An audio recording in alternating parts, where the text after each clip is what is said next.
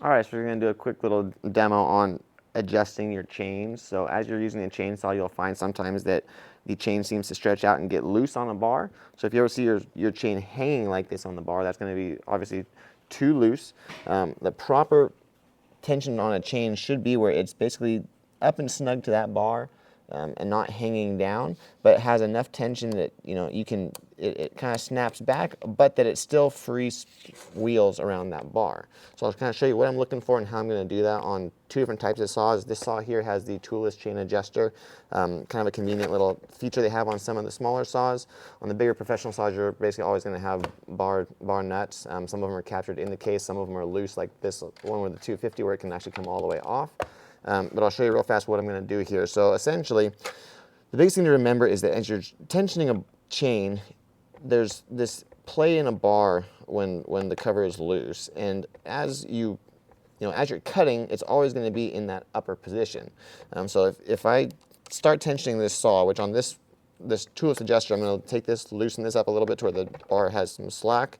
I'm going to roll this wheel forward, and you can see that wheel, when I roll that forward, that chain comes up towards the bar.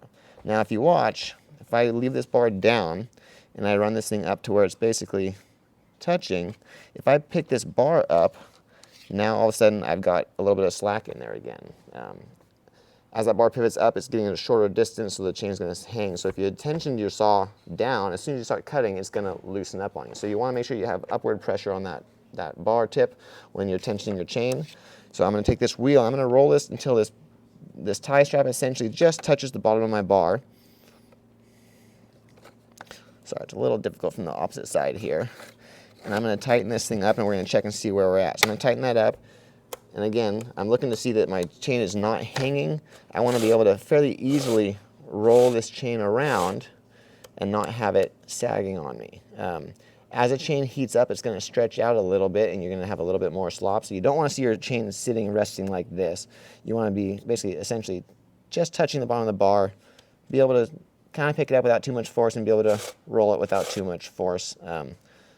Word of caution, never go backwards on that chain. You really should be wearing gloves to do this. You want to always go forward so you don't have an issue of slipping and cutting yourself, because the teeth are very, very sharp. On a saw has a standard adjuster.